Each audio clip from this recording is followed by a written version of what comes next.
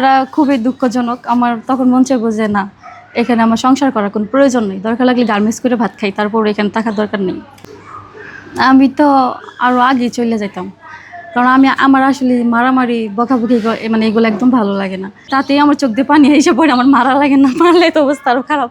কিন্তু এই মায়াটা তাকে যে মারধর করে অনেক ভয়ঙ্করভাবে আমাকে বর্ণনা দিয়েছে যে ভাই আমার যে একটা বেড আছে, সেই বেডের যে একটা মানে কি বলে এটাকে, গায়ে যে ল্যাপ বলে না, ওই ল্যাপের মধ্যে আমার রক্ত লাগা আছে।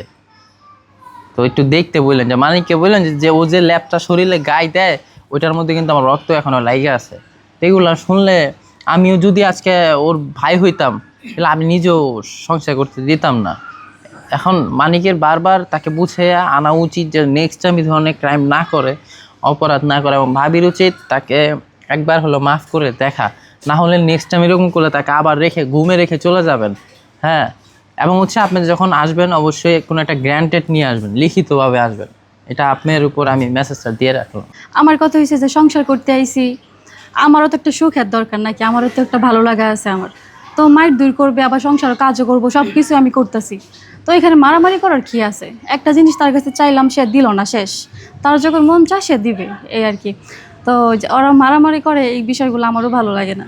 আমি চাই যে একটা সংসার জীবন সুন্দর হোক বা ভালোভাবে কন্টেন্ট ক্রিয়েটরের মধ্যে মনে হয় আমরা দুজন, আমাদের কোনো ঝামেলা হয় না।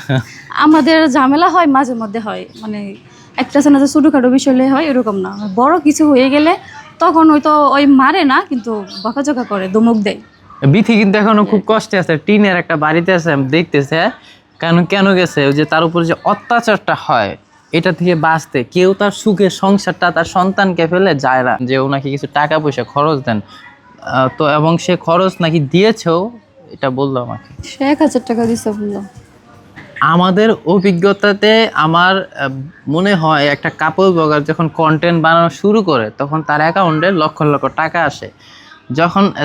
যখন তাদের টাকাগুলো থাকে না, তখন তাদের মনে কোনো ঝামেলাও থাকে না কিছু। টাকা হইলে এই মেয়ে কি করে, তার মার কথা শুনে, মানে বিভিন্ন কথা শুনে, এই ধরনের কথার জন্য তাদের সংসারে একটা ঝামেলা শুরু হয়। আর আলোচনা আসার জন্য এবং বিভিন্ন ভিউয়ের জন্য অনেকে অনেক কিছু করে থাকে, কিন্তু বেশিরভাগ সময় তাদের এমন এমন ঝামেলা ডিভোর্স পর্যন্ত হয়ে যায়। আপনারা দেখেন বেশিরভাগ কন্টেন্ট ক্রিয়েটর কাপল ব্লগারদের ডিভোর্স হয়ে গেছে বা ছাড়াছাড়ি হয়ে গেছে, শুধুমাত্র তাদের মতামতের জন্য। যে আমি আমার পরিবারে আমার কথা মতোই চলে, আমার মা কি বললো, আমার শ্বশুর কি বললো, আমার বাবা কি বললো, এদের কারো কথাই চলে না, আমি যা বলবো তাই।